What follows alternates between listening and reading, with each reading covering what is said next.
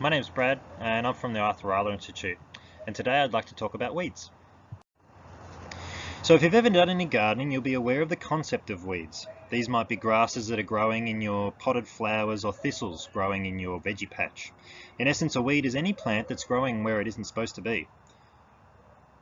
We determine what a weed is and what isn't based on what we value.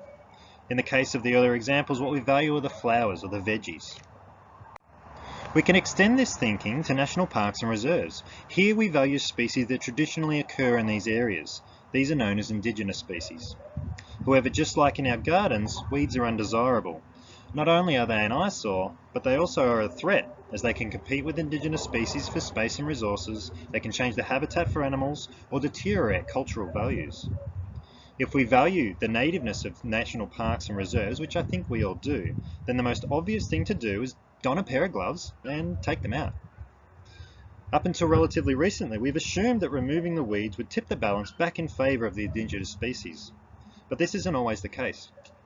Sometimes weeds reinvade an area and a vicious cycle can be established.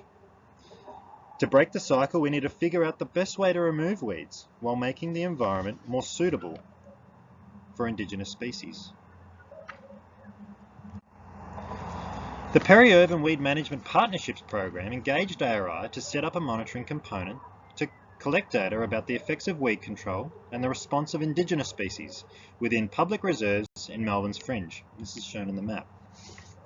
To implement a monitoring program, a number of steps are required. First, we need to do some thinking. What are the key questions? How are we going to collect the data? Who's collecting the data? Then we needed support from local agencies to select the right sites. And then we needed to collect data before the weed control happened. We then allow the weed control to take place and recollect that same set of data again at the same set of sites. This will produce a data set that can be used to address the key questions. It is anticipated that indigenous species would win the battle for space when weeds are controlled. Some preliminary results indicate that targeted weed control can reduce the cover of weeds and increase the cover of both short and tall indigenous species. And this is in the first year after weed control. These are positive first signs, and we anticipate the amount of change for both weeds and indigenous species to be magnified with additional weed control and data. The monitoring program is now in its final year, so we look forward to exploring these changes over time in the coming months. We have learned a lot about controlling weeds in natural areas, and monitoring has an important role to play in generating new knowledge. We have some preliminary evidence that indigenous species are winning the battle, but the jury's still out on who will win the war.